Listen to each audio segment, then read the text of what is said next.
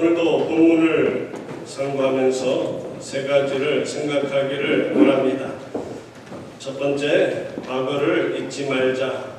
두 번째, 기억하면 감사하며 말씀에 순종한다.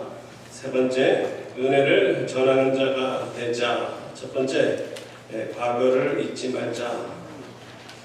과거에 집착하지 말고 미래를 꿈꾸며 현재 맡은 일에 최선을 다해야 한다는 말을 우리는 종종 듣습니다.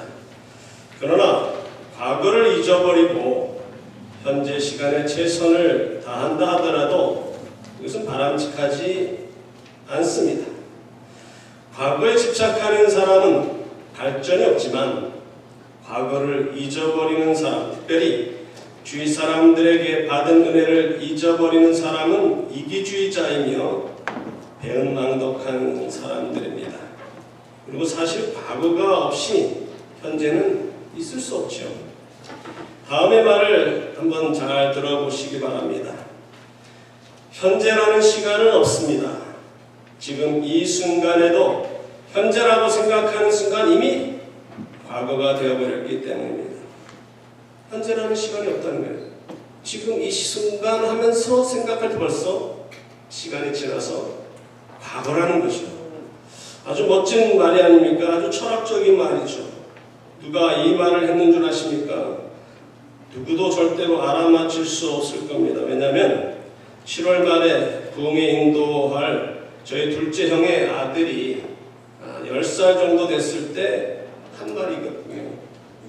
정확한 나이는 기억이 안 나지만 10살 전인 것 같아요. 국민학교 2학년인가. 이 말을 듣고는 깜짝 놀랐죠. 이야, 똑똑하네. 아버지나 삼촌처럼 대학 가서 철학 전공할 뿐만 아니라 형이나 저는 뭐 신학하려고 철학했지만 얘는 나중에 훌륭한 철학자가 되겠구나 했는데 웬걸 그냥 평범한 음악에 심취하면서 살고 있답니다. 우리를 낳아주신 부모님이 계시지 않았다면 우리라는 존재는 존재할 수 없습니다. 마찬가지로 과거에 받은 부모님의 사랑과 은혜를 기억하지 않고 효도하지 않는 자들은 불효자식이며 하나님을 기쁘시게 할 수 없습니다. 또한 이전에 우리가 미국에 처음 왔을 때 우리를 도와주신 분들의 은혜를 기억하고 생각날 때 고맙다는 인사도 하고 명절에 찾아뵙는 것이 아름다운 모습이라고 생각합니다. 더욱이 죄악에서 우리를 구원하신 하나님의 은혜를 잊지 말고 날마다 감사하며 살아가야 합니다. 오늘 7절 말씀에 옛날을 기억하라, 역대 연대를 생각하라, 내 아버지에게 물으라, 그가 내게 설명할 것이요 내 어른들에게 물으라, 그들이 내게 말하리로다. 오늘 이 말씀은 우리가 순종했습니다. 교회 최고 어르신 최장로님께 지난 과거를 여쭤봤어요. 오늘 창립 39주년을 맞이하여 과거 하나님께서 우리 성도 교회를 어떻게 지켜오셨는지 오랫동안 교회를 지켜오신 어르신들에게 여쭤보면서 감사하는 시간을 보내시길 바랍니다. 오늘 본문에서 모세가 죽기 전에 하나님께서 이스라엘 민족을 지난 시간 속에 어떻게 지키시고 보호하셨는지를 말씀해 주고 있습니다. 10절과 11절 말씀 보면 여호와께서 그를 항무지에서 짐승이 부르짖는 있는 광야에서 만나시고 호위하시며 보호하시며 자기의 눈동자같이 지키셨도다. 마치 독수리가 자기의 보금자리를 어지럽게 하며 자기의 새끼 위에 너풀거리며 그의 날개를 펴서 새끼를 받으며 그의 날개 위에 그것을 엎는 것 같이. 이 유사한 말씀이 출애굽기 19장 4절에도 기록되고 있습니다. 내가 애굽 사람에게 어떻게 행하였음과 내가 어떻게 독수리 날개로 너희를 업어 내게로 인도하였음을 너희가 보았느니라. 하나님께서는 이스라엘 백성들을 애굽에서 건져주시고 가나안 땅에 들어가신 그것을 독수리 날개로 저들을 업어 옮기셨다라고 표현하시고 계십니다.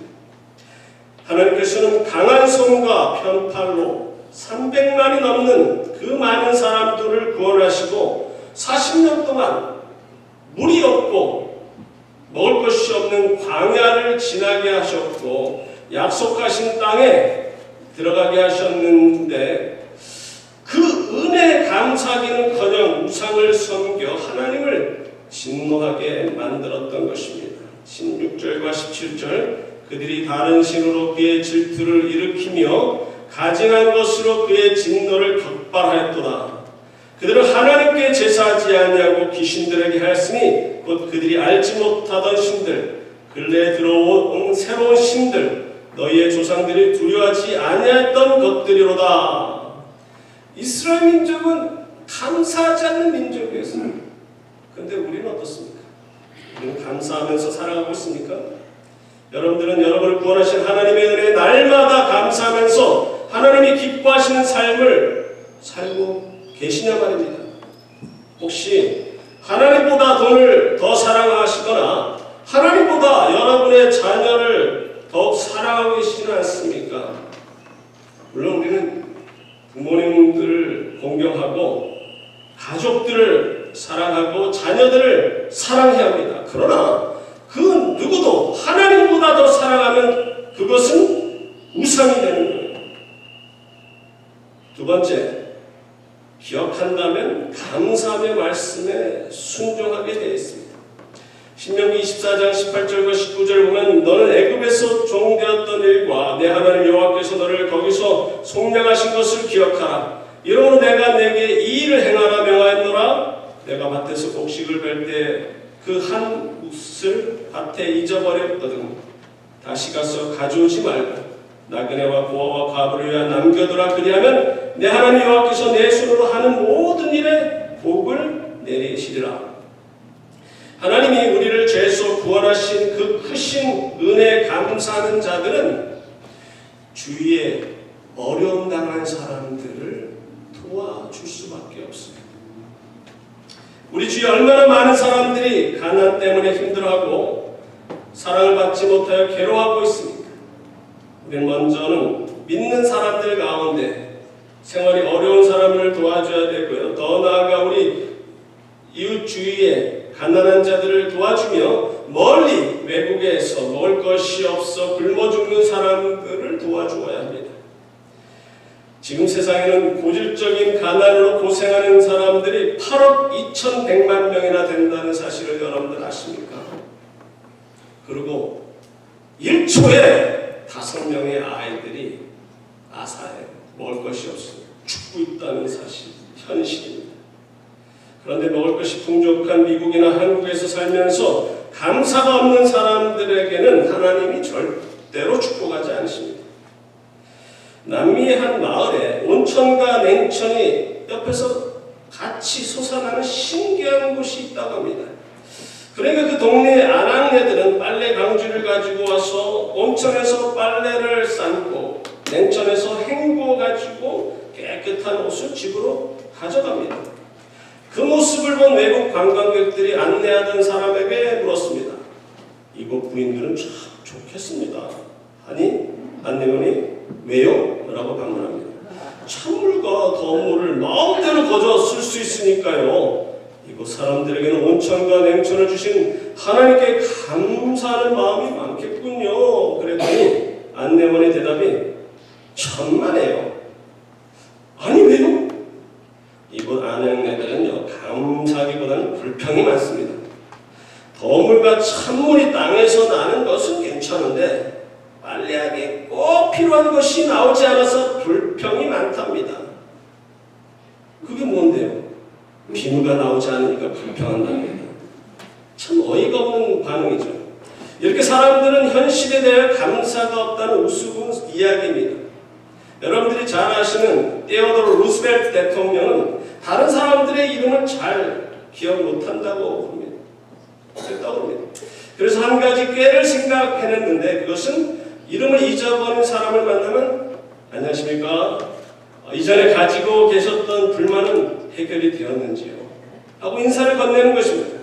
불만이 없는 사람은 이 세상에 단 한 명도 없기 때문에 인사를 받은 사람은 자신의 과거를 대통령이 기억해 주신다니 하면서 너무 고마워했다는 거예요. 그러나 이 방법도 한두 번이지 한 번은 똑똑한 친구에게 꼬리를 잡히고 말았답니다. 이 사람은 서슴지 않고 대통령이 말하기를 대통령 각하, 제 불만은 아직 풀리지 않았습니다. 제 불만은 대통령께서 저희 이름을 아직도 기억해 주시지 않는다는 겁니다. 세상에서 불만이 없는 사람을 찾아보기 힘들다는 것을 잘 보여주는 예화입니다. 끝으로 세 번째로 은혜를 전하는 자가 우리는 돼야 됩니다. 1절에 하늘이여 귀를 기울이라 내가 말하리라 땅은 내 입의 말을 들을지어다.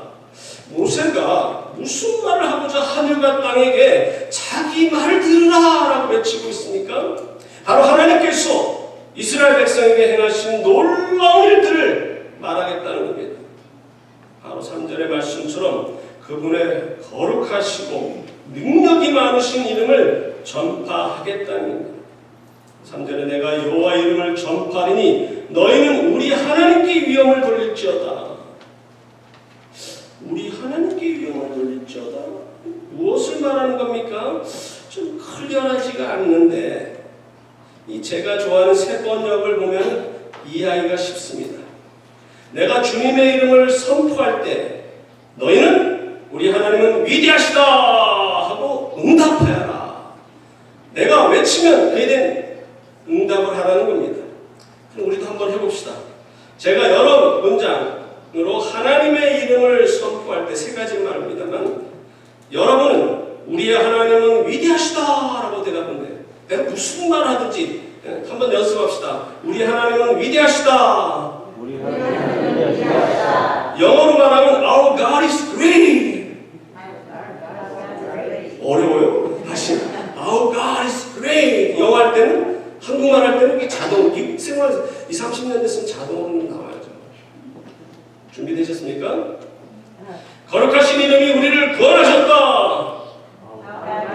아니 왜 영어가 나와야 한국말 했는데 우리 하나님은 위대하시다. 영어가 너무 편하신가? 다시 한국말 할 때 한국말. 오케이? 거룩하신 이름이 우리를 구원하셨다. By His holy name we've been saved. 능력의 이름이 우리를 구원하셨다.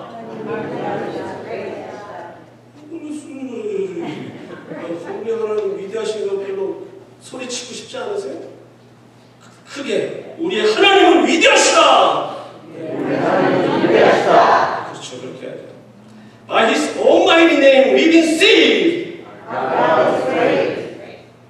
은혜로우신 이름이 우리를 구원하셨다. By His gracious name we've been saved. 우리가 주님의 제자로서 다른 사람들에게 무엇을 전해야 합니까? 지금 무엇을 전하고 계십니까? 바로 하나님의 놀라운 은혜를 전하는 것이에요. 바로 제 가운데 죽었던 우리들을 구원하시고자 독생자 예수 그리스도를 이 땅에 보내주시어 십자가에서 우리의 죄를 사하시고 하여 보혈의 피를 흘리셨고 죽은 자 가운데서 사흘 만에 부활하신 사실을 전하는 것입니다. 우리 교회가 오늘 창립 39주년을 맞이했습니다. 우리 성도교회를 세워주신 주님께서 이날까지 지켜주셨고 많은 분들을 통해서 교회를 이끌어 오셨으며 이날까지 복음을 곧 예수 그리스도를 통하여 우리를 구원하신 복된 소식을 전하는 일에 이 교회를 사용하신 하나님의 은혜에 감사하시는 여러분이 되시기 바랍니다.